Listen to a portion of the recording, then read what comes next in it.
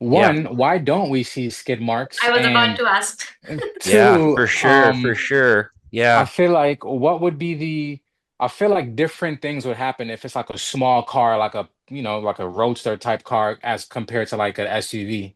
I guess yeah. one would kind of send you in the air while one might Well, just kind of push you let's over. sort of address each one of those separately. So first of Hmm. all, why are there less and less tire marks on the road? This has to do with technology and the advancements of technology, and primarily ABS systems, so automated braking systems. So if you're driving along and you hit your foot on the brake, you can tell this when you're on ice. Mm.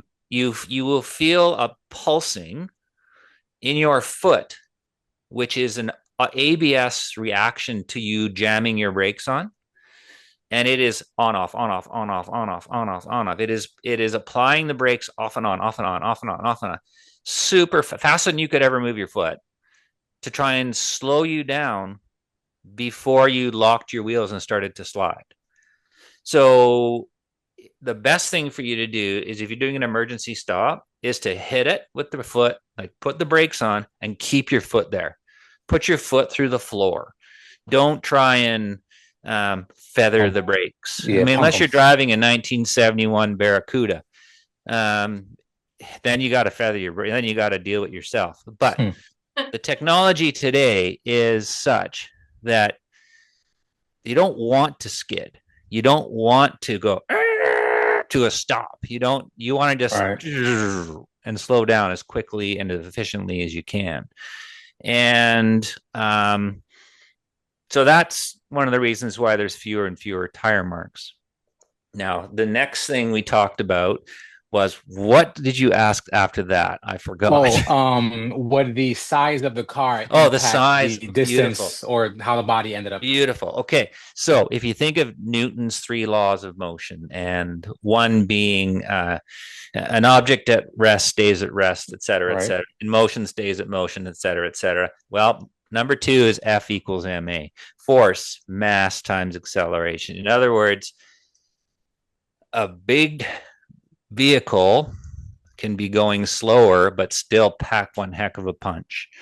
Sure. And a little vehicle, if it's going fast enough, can pack the same punch, but has to be going faster. Mm. Another factor which talks about how far a pedestrian might go is the shape of the front of the vehicle.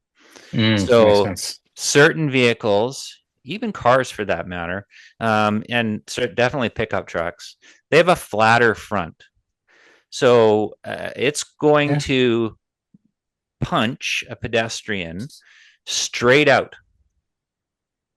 whereas a car has a wedge shaped front Right. in a sense. It's not super pointy, but I guess the Corvettes, et cetera, they're pretty pointy.